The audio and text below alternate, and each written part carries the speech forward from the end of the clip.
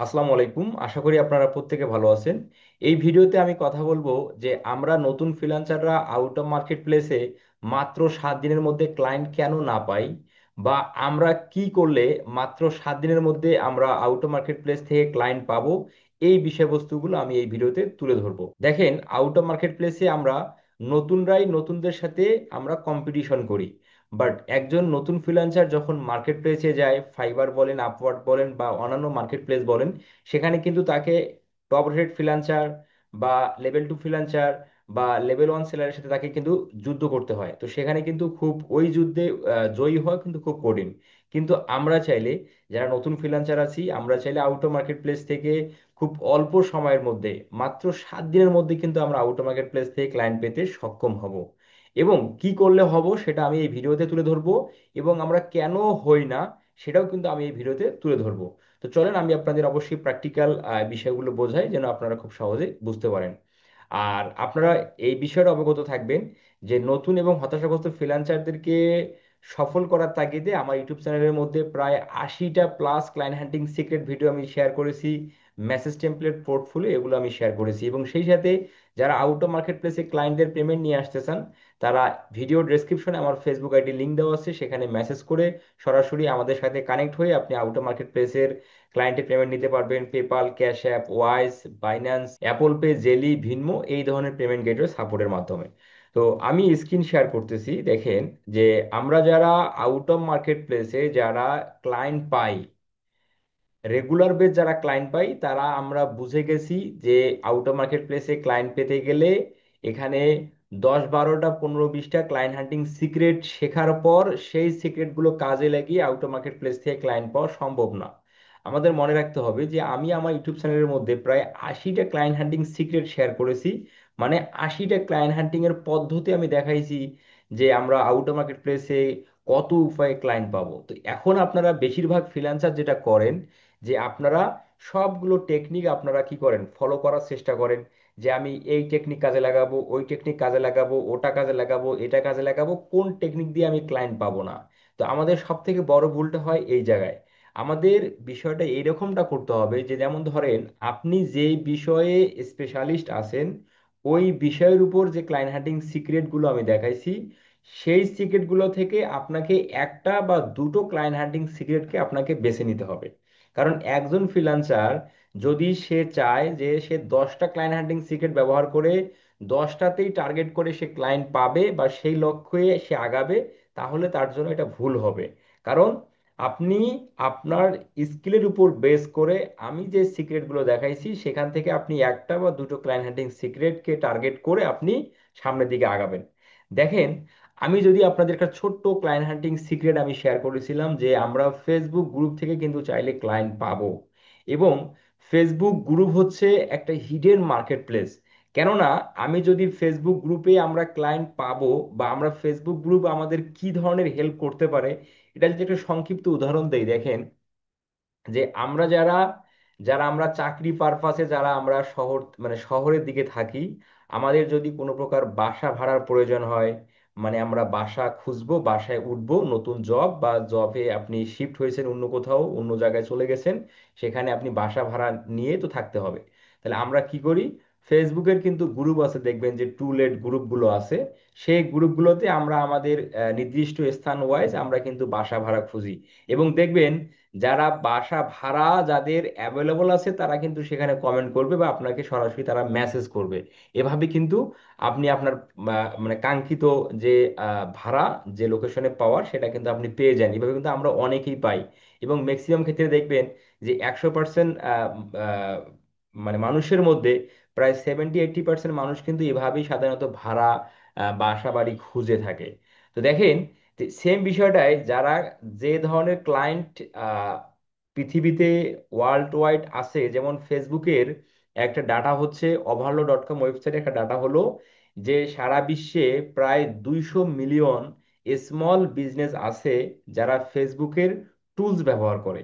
মানে কি, Facebook account ব্যবহার করে, ফেসবুক পেজ ব্যবহার করে, ফেসবুক বিজনেস ম্যানেজার ব্যবহার করে, ফেসবুক মার্কেট প্লেস ব্যবহার করে, মানে ফেসবুকের যে টুলস গুলো আছে এগুলো তারা ব্যবহার করে। তো এই বিজনেস এই বিজনেস যে 200 মিলিয়ন আছে, তারা তাদের যদি কোনো সার্ভিসের প্রয়োজন হবে, তারা কিন্তু অবশ্যই ফেসবুকের এই গ্রুপগুলোতে তারা টার্গেট করে তাদের সার্ভিসের মানে সার্ভিস ম্যানকে খুঁজে নেওয়ার কিন্তু একটা চেষ্টায় থাকবে। এবং শুধু ওই ধরনের যে 200 মিলিয়ন স্মল বিজনেস তারাই শুধু না, আদার্স আরো বিজনেস ওনার যারা আছে, যারা ফেসবুক ব্যবহার করে, তারা তাদের সার্ভিস কেনার জন্য যদি কোনো কোনো প্রয়োজন পড়ে, তারা দেখবেন ম্যাক্সিমাম ক্ষেত্রে কি করে, ফেসবুক গ্রুপে পোস্ট করে। যেমন আমরাও যখন কোনো কিছু না জানি বা কোনো কিছু পাওয়ার জন্য যখন আমরা খোঁজাখুঁজি করি, আমরা কিন্তু টার্গেট করি ফেসবুক গ্রুপগুলোতে, যে আমরা ফেসবুক গ্রুপে যদি পোস্ট করি তাহলে আমি এটা সমাধান পাবো, বা ফেসবুক গ্রুপে যদি পোস্ট করি তাহলে এর হচ্ছে মানে কুফল বা এর সুবিধা আমি ফেসবুক গ্রুপ থেকে কেউ না কেউ আমাকে জানাবে, বা আমি সেখান থেকে পাবো। সেম ভাবে দেখেন যে এখানে আপনারা দেখতে পাচ্ছেন যে আমি একটা ফেসবুক গ্রুপে এই মুহূর্তে আছি, নাম হচ্ছে স্মল বিজনেস ওনার্স কমিউনিটি। এই গ্রুপে প্রায় 89,000 প্লাস মেম্বার হচ্ছে এই গ্রুপের মধ্যে জড়িত আছেন। তো এখানে আমি স্ক্রল করতে করতে আমি বেশ কয়েকটা ফেসবুক অ্যাকাউন্ট বের হয়ে যাচ্ছে, দেখতে পাচ্ছেন যে এখানে একজন ডাটাবেস ভেন্ডর নামে একটা ফেসবুক অ্যাকাউন্ট থেকে একটা পোস্ট করা হয়েছে। নিচের দিকে যদি একটু খেয়াল করেন দেখবেন যে ইমিলি নিকোলস, আহ, এই ফেসবুক অ্যাকাউন্ট থেকে একটা পোস্ট করা হয়েছে যে I am looking for a logo design, মানে এনার কি যেটা ইনি পোস্টের মধ্যে বোঝাইছে, ওনার একজন লোগো ডিজাইনার প্রয়োজন, তাই না, ওনার সার্ভিসের জন্য বা ওনার বিজনেসের জন্য।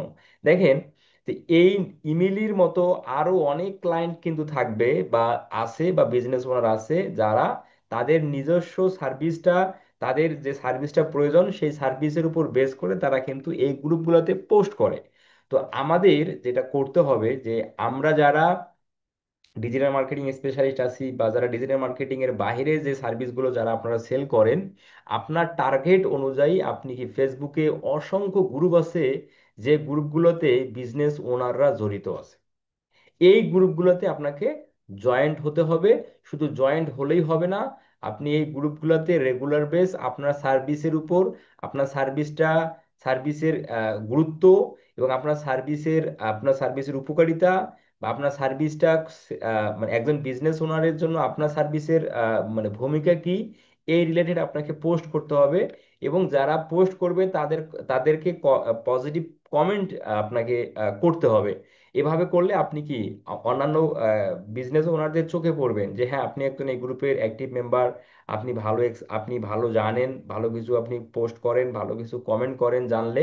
এবং যেমন দেখেন এই গ্রুপে যে প্রায় 89,000 মেম্বার আছে, এই 89,000 মেম্বারের মধ্যে কি আপনার 89,000-এ কি আদার্স পাবলিক যাদের বিজনেস নাই, বিষয়টা কি এরকম? বিষয়টা কিন্তু কখনোই এরকম না।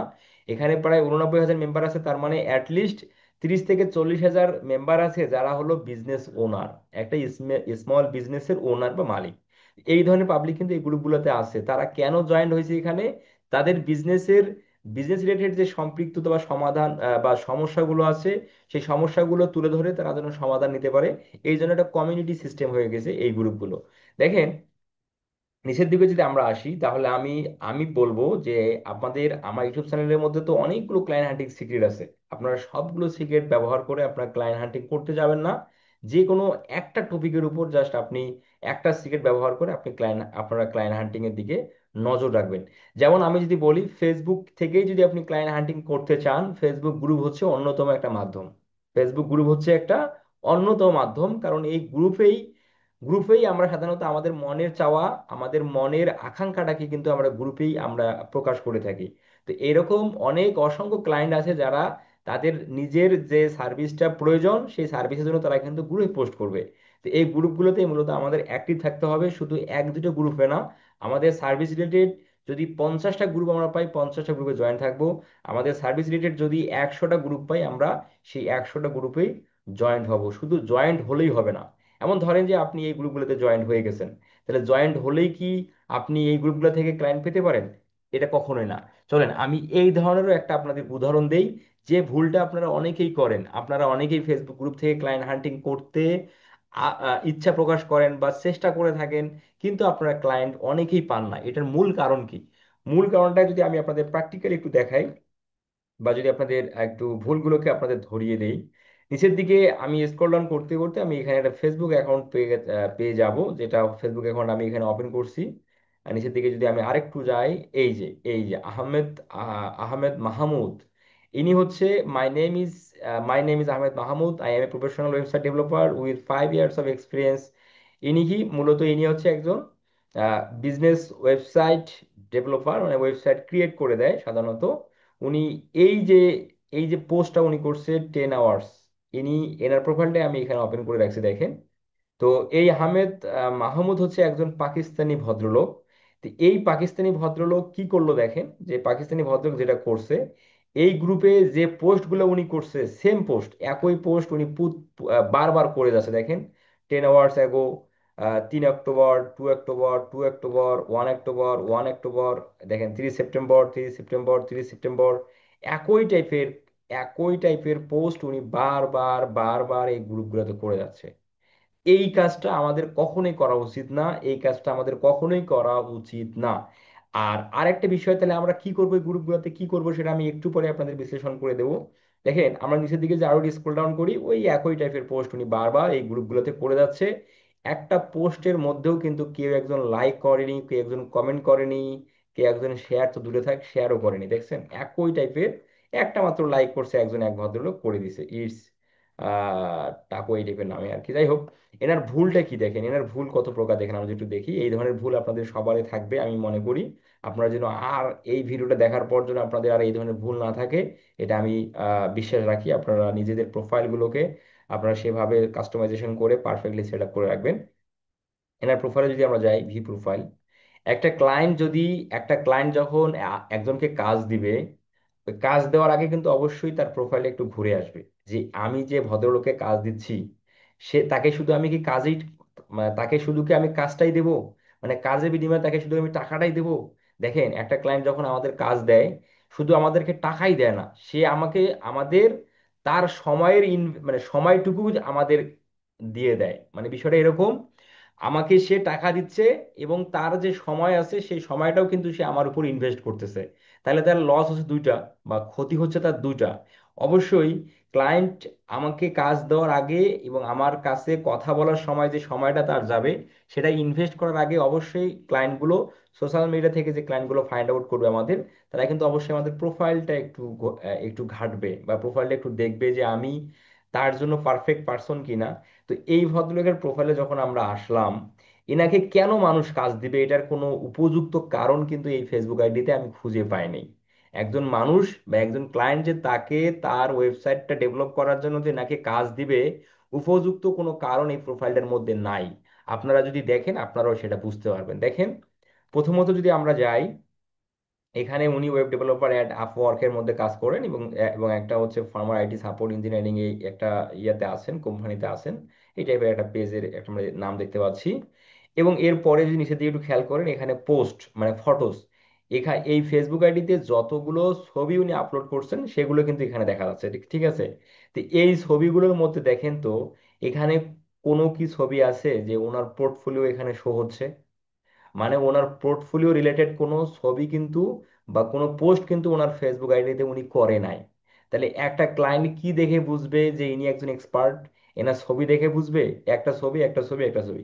তো এই ছবিটা তো ধরা যাচ্ছে না একটা ছবি, এই তিনটা ছবি কার্টুন। তাহলে ইনি যে একজন এক্সপার্ট পারসন, যিনি 5 ইয়ার্স অ্যাগো, মানে 5 ইয়ার্স ধরে উনি ওয়েবসাইট ডেভেলপিং এর কাজে ওনার অভিজ্ঞতা, এই ফটোসে কিন্তু সেটা প্রমাণ করে না। তো এইরকম কিন্তু আমরা অসংখ্য ফ্রিল্যান্সার আছি যারা ফেসবুক গ্রুপ থেকে ক্লায়েন্ট হান্টিং করার জন্য গ্রুপগুলোতে জয়েন্ট থাকি, বাট আমরা ক্লায়েন্ট পাই না। এটা না পাওয়ার মূল কারণ হচ্ছে দেখেন, যে এই ভুলগুলো কিন্তু আমরাও করি, আমরা এগুলো সমাধান করব, আমরা আজকে থেকেই সংশোধন হব। এইখানে ওনার কোনো মানে সার্ভিস রিলেটেড কোনো পোস্ট উনি করে নাই, ঠিক আছে। দেখেন নিচের দিকে যে আমরা একটু আরেকটু আসি, যে এটা হচ্ছে ওনার কাভার ফটো, ফেসবুক পেজে যে কাভার ফটোটা দিয়েছেন সেটা হলো এটা। এবং যখন আমি এই প্রোফাইলটা ওপেন করি, দেখেন যখন আমি প্রোফাইলটা ওপেন করতেছি, দেখেন এখানে আই অ্যাম এ প্রফেশনাল, এই কথাটুকু একদম উপরের দিকে একটু চলে যাওয়ার কারণে একটু কেটে গেছে। এটা কিন্তু হওয়া ঠিক ছিল না, মানে এটা কিন্তু উচিত না। একজন প্রফেশনাল ব্যক্তির কাভার ফটো পরিপূর্ণভাবে দেখা যাবে না, এটা হতে পারে না। তো এখানে ওয়েব ডেভেলপার এই কথাটার মাঝে একটা স্পেস থাকাটা দরকার ছিল, ওয়েবের পর একটা স্পেস থাকার পর ডেভেলপার কথাটুকু থাকা উচিত ছিল, যেটা হচ্ছে এনার নাই। এই বিষয়টাও আপনারা আপনাদের ক্ষেত্রেও আপনারা এই বিষয়গুলো খেয়াল রাখবেন। নিচের দিকে যদি আমরা আসি, যে এই যে পোস্টগুলো উনি করছে, যে ওই জব থেকে উনি লিফট নিয়ে নিছে, দেখতে পাচ্ছি যে লিফট নিয়ে নিছে। আচ্ছা, নিচের দিকে যে আমরা আরেকটু আসি, দেখেন এখানে যে ওনার, আমরা এই সোশ্যাল মিডিয়ার মাধ্যমে যে উনি ক্লায়েন্ট পাবে, এখানে তার এক্সপিরিয়েন্স মানে তার যে দক্ষতা, তার অভিজ্ঞতা, তার যে প্রিভিয়াস ক্লায়েন্টের পোর্টফোলিও, এই বিষয়গুলো কিন্তু কোনো পোস্ট করে নাই। তাহলে ইনি যে এই ফেসবুক আইডি দিয়ে যে উনি এই গ্রুপগুলোতে রেগুলার পোস্ট করে যাচ্ছে, তাহলে এই পোস্টগুলো করার কি কিন্তু কোনো মানে হয়? কোনো ক্লায়েন্ট কি এনাকে কাজ দিয়ে বলে আপনি বিশ্বাস করেন? যারা এই ভিডিওটা দেখতেছেন, এই ভিডিওটা যারা দেখতেছেন প্রত্যেকেই কমেন্ট করবেন যে আমি যতটুকু এই ভদ্রলোকের ভুল ধরলাম, এই ভুলগুলো কি ওনার ভুল কি ভুল না। আর এই ভুলগুলো যারা করতেছেন তারা সংশোধন হবেন আজকের পর থেকে, এটা আমি বিশ্বাস রাখি। যদি আপনি ফেসবুক অ্যাকাউন্টের মাধ্যমে বা ফেসবুক থেকে যদি আপনি ক্লায়েন্ট পেতে চান, এই ভুলগুলো আমাদের থাকা কারোরই উচিত না, কারোরই উচিত না। নিচের দিকে যদি আমরা আসি, আমার আর নিচের দিকে আসতেছে না, আমার নেট একটু স্লো থাকার কারণে হয়তো নিচের দিকে যাচ্ছে না, লোডিং হয়ে যাচ্ছে। আমরা যদি আরো একটু নিচের দিকে আসি, দেখবেন যে এখানে ওনার কাজের রিলেটেড কিন্তু কোনো পোস্ট এখানে নাই। এই ধরনের ভুলগুলো আমরা প্রত্যেক ভাই ব্রাদাররাই করি, যেটা আসলে আমাদের করা উচিত। নিচের দিকে যদি আমরা একটু আরো একটু আসি, দেখেন আমরা এখন আসতেছে।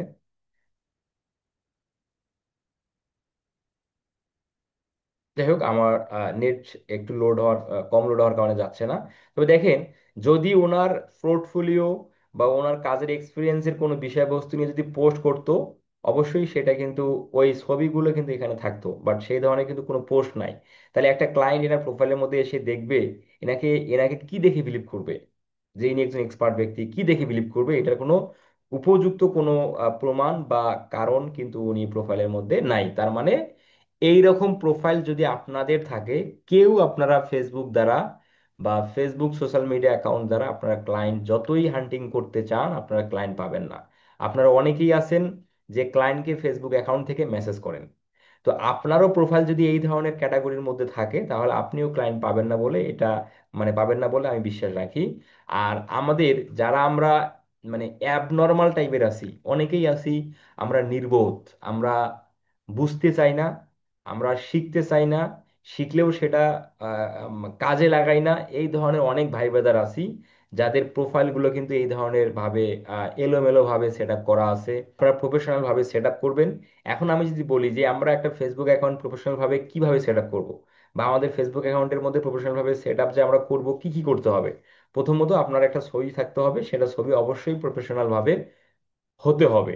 আপনি টি শার্ট পরেন বা আপনি শার্ট পরেন, আপনি যেটাই হোক না কেন, আপনি মানে একজন অফিসিয়াল যে গেট আপ গুলো থাকে সেই গেট আপের ছবি হতে হবে। আপনার কাভার ফটোটা আপনার সার্ভিস রিলেটেড হতে হবে। এবং আপনার এই যে ফেসবুক অ্যাকাউন্টের মধ্যে যে অ্যাবাউট সেকশনটা আছে, এই অ্যাবাউট সেকশনের মধ্যে দেখেন ইনি কি করছেন, ডিটেলস অ্যাবাউট আহমেদ। এখানে যে আমরা আসি তার সম্পর্কে, ইনি যে একজন ডেভেলপার, কতদিন ধরে কাজ করেন, কতগুলো প্রজেক্ট কমপ্লিট করছেন, কোন কোন আইটির কাজ করেছেন, এই টাইপের কোনো বিষয়বস্তু কিন্তু এখানে নাই। তার মানে এনার সম্পর্কে ইনি তেমন কিছুই তুলে ধরে নাই যেটা ক্লায়েন্টের দেখে কাজ দেবে। তো এই ভুলগুলো কিন্তু আমাদের থাকা উচিত না। তাহলে আমরা কি করব? আমরা রেগুলার আমাদের সার্ভিস রিলেটেড এই কন্টেন্টগুলো আমরা চ্যাট জিপিটির মাধ্যমে লিখে নিয়ে আমরা এখানে পোস্ট করব। এখন কি ধরনের পোস্ট করতে পারি? যেমন ধরেন, আপনি একজন ইউটিউব এসইও এক্সপার্ট, বা আপনি একজন Facebook ads expert. Facebook ads কেন গুরুত্বপূর্ণ একটা কন্টেন্ট? ফেসবুক অ্যাডসের একজন বিজনেস, একটা বিজনেসের জন্য ফেসবুক অ্যাডসের ভূমিকা কি? একটা বিজনেসকে গ্রো গ্রো করার জন্য ফেসবুক অ্যাডস কি ধরনের ভূমিকা পালন করে? ফেসবুক অ্যাডস দ্বারা আমরা কত ধরনের ক্যাম্পেইন করি? তারপরে ফেসবুক অ্যাডস দ্বারা আমরা একটা বিজনেসের জন্য সেলস আনতে পারি কি পারি না? এরপর ফেসবুক অ্যাডসের জন্য targeted location, targeted gender, targeted age, targeted audience কেন পারফেক্টলি সেট আপ করা গুরুত্বপূর্ণ? ফেসবুক অ্যাডসে প্লেসমেন্টের ভূমিকা কি? ফেসবুক অ্যাডসের অ্যাড কপির ভূমিকা কি? ফেসবুক অ্যাডসের টাইটেল বা হেডলাইনটা কেমন ধরনের হওয়া উচিত? ফেসবুক অ্যাডসের বাজেট, এই বিষয়ে কন্টেন্ট আপনি চ্যাট জিপিটি থেকে কালেক্ট করেন। ফেসবুক অ্যাডস এর যে শিডিউল, টাইম শিডিউল আছে, মানে আপনার তোমার দিনের কোন অংশ থেকে কোন অংশে অ্যাড চলবে, এটার গুরুত্ব কি? এই টাইপের যত কোশ্চেন আপনার জন্ম নিবে, এই কোশ্চেনগুলো আপনি চ্যাট জিপিটির মাধ্যমে করে, চ্যাট জিপিটি থেকে কন্টেন্ট কালেক্ট করে আপনার ফেসবুক আইডিতে আপনি রেগুলার পোস্ট করবেন। তাহলেই একজন ক্লায়েন্ট যখন আপনার প্রোফাইলের মধ্যে আসবে, সে এসে দেখবে আপনি যে বিষয়ে এক্সপার্ট, সেই বিষয়ে আপনি অসংখ্য প্রশ্ন আপনি কি করছেন, আপনি ক্লায়েন্টের প্রশ্নের উত্তরগুলো পোস্ট আকারে আপনি লিখে রাখছেন, যেগুলো ক্লায়েন্ট দেখে আপনাকে একজন এক্সপার্ট হিসেবে আপনাকে ক্লায়েন্টের কাছে পজিটিভ একটা ইম্প্যাক্ট তৈরি করাবে। তো এই কাজগুলো আসলে আমাদের প্রোফাইলগুলোর মধ্যে করা উচিত, এবং আমাদের প্রোফাইলগুলো এভাবেই তৈরি করে দেন সেট আপ করে আমাদের ক্লায়েন্ট হান্টিং করা উচিত। আশা করি আপনারা বুঝতে পারলেন যে আমরা 10-20টা ক্লায়েন্ট হান্টিং সিক্রেট জেনে সেগুলো সবগুলো আমরা অ্যাপ্লাই করব না। আমরা এক থেকে দুটো স্কিল উপর বেস করে আমি যে ক্লায়েন্ট হান্টিং সিক্রেটগুলো দেখাইছি সেখান থেকে এক দুটো ক্লায়েন্ট হান্টিং সিক্রেট আপনি ব্যবহার করে আপনি আপনার টার্গেটেড ক্লায়েন্টদেরকে ফাইন্ড আউট করতে শুরু করবেন।